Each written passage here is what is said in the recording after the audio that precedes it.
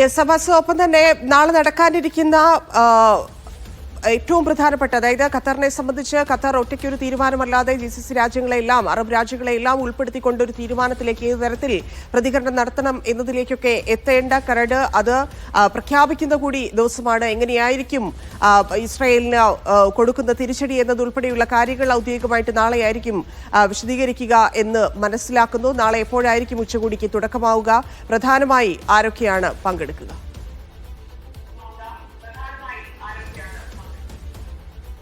നാളെ ഉച്ചയോടുകൂടി 3 മണിയോടെ, പ്രാദേശിക സമയത്ത് 3 മണിയോടുകൂടെയാണ് ഈ ഉച്ചകോടി അവരുടെ, അതും ക്ലോസ്ഡ് ഡോർ മീറ്റിംഗ് ആണ്. എന്നാൽ വൈകിട്ട് 7 മണിക്ക് ഒരു വാർത്താ സമ്മേളനമുണ്ട്. ഇതിലായിരിക്കും കാര്യങ്ങൾ വിശദീകരിക്കുക എന്ന് നമുക്ക് ഒരു ഒഫീഷ്യൽ അറിയിപ്പ് വന്നിട്ടുണ്ട്.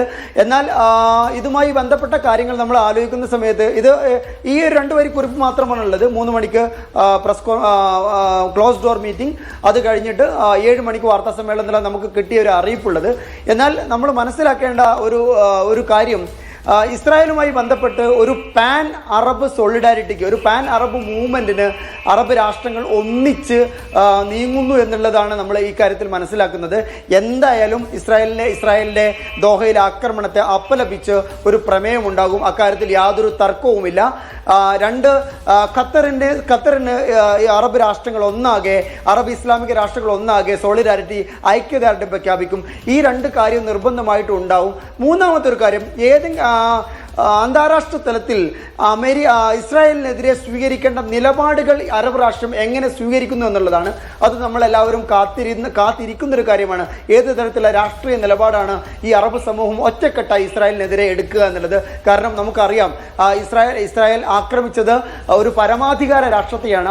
അതുമാത്രമല്ല, ഇന്നത്തെ ഖത്തർ പ്രധാനമന്ത്രിയുടെ പ്രസംഗത്തിൽ പ്രധാനമായും ചൂണ്ടിക്കാട്ടിയത് ഞങ്ങളൊരു മധ്യസ്ഥ രാഷ്ട്രമാണ്, ഈ മധ്യസ്ഥ രാഷ്ട്രം, ഞങ്ങൾ സമാധാനം ആഗ്രഹിക്കുന്ന രാഷ്ട്രമാണ്. ഈ മധ്യസ്ഥ ശ്രമങ്ങൾക്ക് മേൽ കൂടിയാണ് ഒരു ആക്രമണം ഉണ്ടായിരിക്കുന്നത്.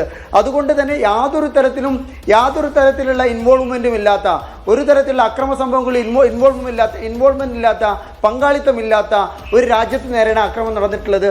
അതുകൊണ്ട് ഖത്തറിന് സമ്പൂർണ്ണമായ ഒരു ഐക്യദാർഢ്യം അറബ് രാഷ്ട്രങ്ങൾ പ്രഖ്യാപിക്കുമെന്നതിൽ യാതൊരു സംശയവുമില്ല.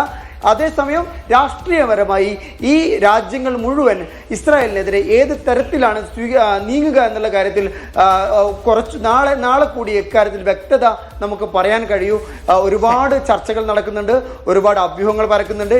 എങ്കിൽ പോലും അന്താരാഷ്ട്ര തലത്തിൽ ഇസ്രായേലിനെ ഒറ്റപ്പെടുത്തണം എന്നുള്ള കാര്യത്തിൽ തർക്കമുണ്ടാകുമെന്ന് തോന്നുന്നില്ല. കാരണം ഈ ഒരു രാജ്യത്തിന് നേരെ നടന്ന ആക്രമണം അത്രക്ക് അറബ് ഇസ്രായേൽ ജനതയെ ഞെട്ടിച്ചിട്ടുണ്ട്.